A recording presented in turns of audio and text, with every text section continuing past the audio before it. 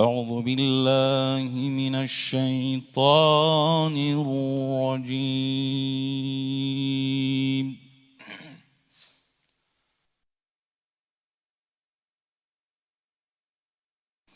بسم الله الرحمن الرحيم.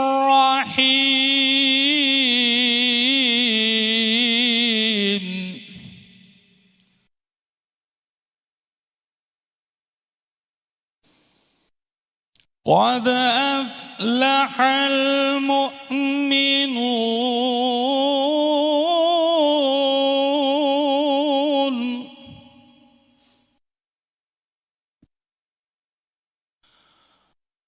الذين هم في صلاتهم خاشعون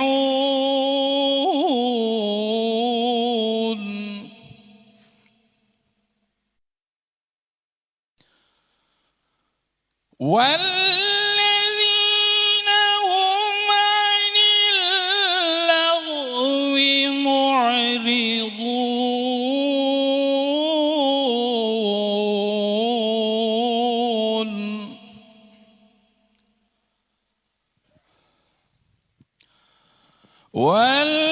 والذين هم للزكاة فاعلون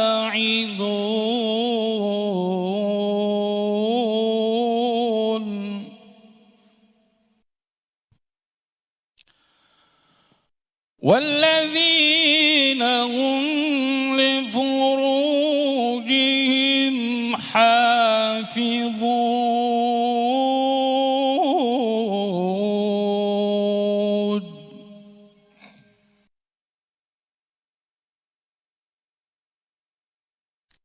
إلا على أزواجهم أو ما ملكت أيمانهم فإنهم غير ملومين.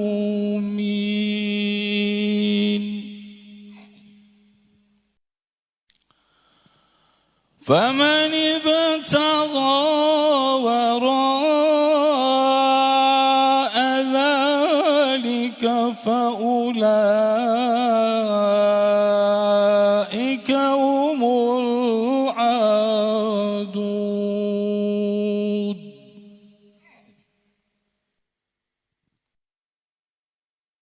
والذين هم لأماناتهم وعهدهم راعون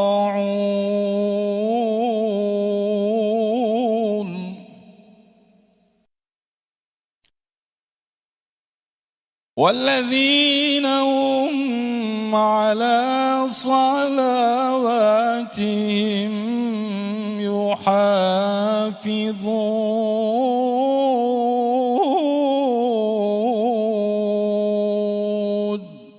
Kur'an Nesli platformu, insanlığın içine düştüğü girdaptan yalnız ve yalnız Kur'an'ın çağlarüstü ahkamıyla kurtulabileceğine inanmakta ve bu hükümlerin hayata tatbikine esas gaye yapmaktadır. Bu doğrultuda tarih boyunca Kur'an ve sünneti referans alan tüm hareket ve camiaları kardeş bilip, koca gezegenleri birbirine bağlayacak zincirler misali, bizleri birbirine bağlayan vahdet rabıtalarına hürmeti esas almakta ve kardeşliği zedeleyici her türlü söylem ve eylemden uzak durmayı temel ilke olarak kabul etmektedir. Platform çatısı altında gerçekleştirilen en önemli ve en yaygın çalışmalardan biri de namaz seferberliği kapsamında gerçekleştirilen kapsamlı ve devamlılık arz eden faaliyetler dizisidir. Bu kapsamda Hayat Namazla Güzeldir temasıyla yıl boyu devam eden namaz eğitim programları, eğitim sonunda gerçekleştirilen büyük final etkinlikleriyle, yazar, akademisyen ve kanaat önderlerinin katılımıyla ulusal düzeyde namaz çalıştayları düzenlenmektedir. Bu çalışmalarla hedef, dünyevileşmiş, hakla bağları kopmaya yüz tutmuş bir toplumu kulluğa davet etmek ve toplumun gündemine namazı ve ibadeti yerleştirmektir.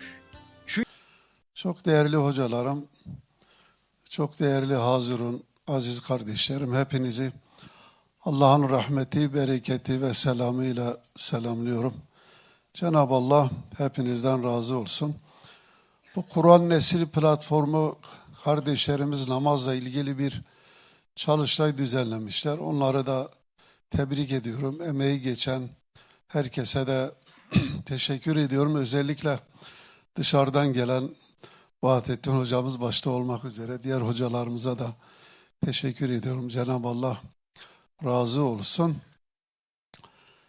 Yani şehrimiz dindar sayılır diğer yerlere göre ama bu namazla ilgili bir çalıştayın yapılması çok isabetli olmuş. Şimdi kelime-i şehadetle bir insan İslam'a dahil olur ama ondan sonra hemen birinci şart namazdır. Namazla her şey tamam olmaz ama namazsız da hiçbir şey olmaz, geçerli değil. Şimdi namaz insanla Allah'ın arasını yapar, diyaloğu kurar. Bir de camilerde cemaate devam etmekle müminle müminin arasını da iyi eder. Namazı terk edince ilk önce cemaate namazı bıraktık, aramız bozuldu. Toplanmamız gereken yeri terk ettik her birimiz bir tarafa. Sonra evimizde bey namazlar çoğalınca bizimle Allah'ın arası da bozuldu sayılır. Değerli kardeşlerim, namaz olmasa hiçbir şey olmaz. Namazımızı ne kadar yapıyoruz? Toplumumuzda ne kadar var? Onun için hiçbir şeye de artık muvaffak olamıyoruz. Hemen birinci maddede eleniyoruz. Ben bazen vaaz ederken böyle samimi bulduğum cemaat varsa, o sırada camide biraz muhabbet varsa bazen soruyorum. Aziz cemaat, ailesinde beynamaz olmayan varsa elini kaldırsın. İnan ki 2-3 kişiyi ya kaldırıyor ya kaldırmıyor. Bir de denediğim bir şey daha var, o da çok fecaat bir şey.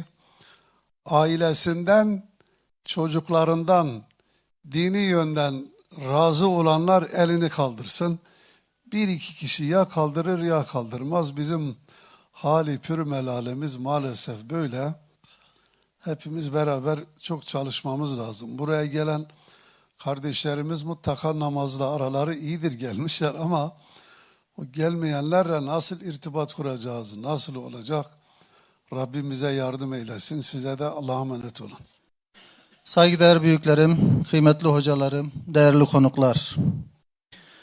Kur'an Nesli platformu tarafından bu yıl 6.'sı düzenlenen namaz çalıştayı programımıza hepiniz hoş geldiniz, sefalar getirdiniz. Ben de konuşmama Direniş'in büyük komutanı Yahya Sinvar'ın şehadetini tebrik ederek başlamak istiyorum. Rabbim şehadetini ve onun gibi diğer tüm aziz şehitlerin kanını mübarek eylesin, İslam ümmetinin birliğine, vahdetine vesile eylesin. Bugün en azizlerimizi birer birer kaybetmenin acısını yaşıyoruz. Bizler azizlerimizi kaybediyoruz ama biliyoruz ki onlar kazanıyor. Şehit düşen her azizimizin dilinden adeta Kabe'nin Rabbine andolsun ki kazandım sözünü işitir gibiyiz. Şüphesiz onlar Allah'a verdikleri sözlerini yerine getirdiler. Diğerleri de şehit olacakları günü beklemektedirler. Azizlerimiz ardı ardına şehit edilirken mazlumların imdadına koşması gereken ümmetin idarecileri büyük bir acziyet sergiliyor. Kardeşleri için izzeti kuşanarak cihat meydanlarına koşması gereken ümmet ise yöneticilerini suçlayıp durmaktan öteye geçemiyor. Evet, İslam ülkelerinin idarecileri içine düştükleri zilletle kardeşlerini düşmanın eline terk etmenin cezasını mutlaka görecektir. Ancak Kur'an Nesli platformu olarak inanıyoruz ki şartlar her ne olursa olsun bireysel veya toplumsal olarak da herkes elindeki imkanlar nispetinde sorguya çekilecek ve bizler de üzerimize düşenleri yapmazsak ileri süreceğimiz bir bahanemiz olmayacaktır. Bugün burada bu sorumluluğumuzun bilincinde olarak namaz gündemiyle toplanıyorsak şüphesiz önemine binaendir. Çünkü namaz kulun Rabbi ile arasındaki yüksek bir nispet, ulvi bir bağdır. Allah ile arasındaki bu ulvi bağı koparan bir Müslüman başka hangi bağa hürmet gösterebilir ki? Geriye ne akrabalık bağı kalır ne de kardeşlik bağı. Ancak Allah ile bağı kuvvetli olanlar Allah'ın birleştirilmesini emrettiği bağları koruyup muhafaza edebilir. Bu anlamda bugün gerçekten Gazze için, Lübnan için, tüm mazlum coğrafyalar için içi yanan, neden bir şeyler yapmıyoruz diyen herkes şunu çok iyi bilmelidir ki, bunun ilk ve en önemli adımı namazın ikamesidir. Çünkü namaz müminlere Allah'a gerçek anlamıyla teslim olup boyun eğmeyi öğretirken, diğer taraftan da Allah düşmanlarına karşı zihni ve fiili anlamda baş kaldırmayı, mücadele etmeyi öğretir. Dolayısıyla zulme ve münkerata karşı mücadele ruhunu diri tutmak ancak namazla olur.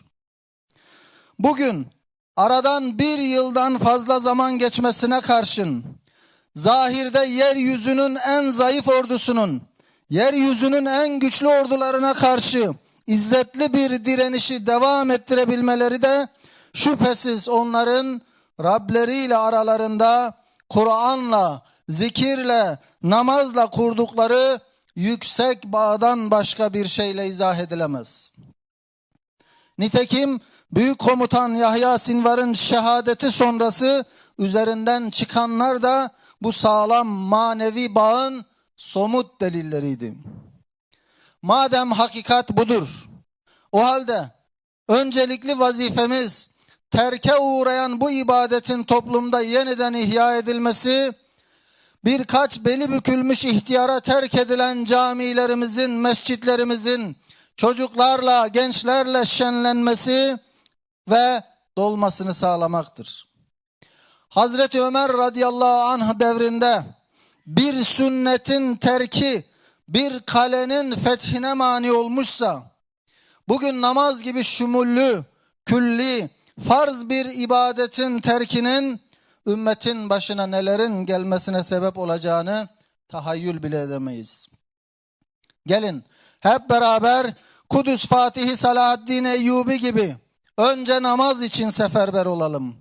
Namazla kuşanmış dipdiri bir ümmet inşa edelim. Ve bilelim ki namazda kıyama durmayan ayaklar cihat meydanlarına kıyam için yürüyemez. Aziz olan Allah'ın huzurunda günde 5 vakit namaz ile beslenmeyen ruhlar izzeti kuşanamaz. Sonsuz kudret sahibi Allah karşısında acziyetini itiraf edip haddini bilmeyenler zalimlere asla hadlerini bildiremez. Sabır ve namazla benden yardım dileyin buyuran Allah, namazı terk edenleri elbet yardımsız ve desteksiz bırakır. Namaza sarılalım ki o da bizi önünde baş eğdirdiği Allah'ın rahmetiyle sarsın. Nusretiyle sevindirsin. Namaz ile Allah'ı analım ki Allah da bizi ansın. Bizler namazı ikame edelim ki o da bizi kıyama kaldırsın.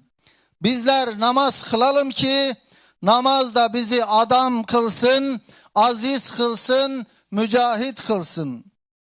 Kur'an Nesli platformu olarak Yüce Rabbimizden ümmetin farklı coğrafyalarında Gazze direnişinin azizleri gibi Kur'an aşığı, namaz aşığı nesillerin inşası için çaba sarf etmeyi ve ömrümüzü hitama erdirene kadar bu uğurda malıyla, canıyla mücadele edebilmeyi bizlere nasip etmesini diliyor ve son olarak anne babalara sesleniyoruz. Sevgili anne ve babalar, bilelim ki çocuklarımız Rabbimizin bizlere birer emanetidir. bu emaneti hiçbir bahaneyle zayi etmemeli ve salih birer evlat ve salih birer kul olabilmeleri için tüm imkanlarımızı seferber etmeliyiz.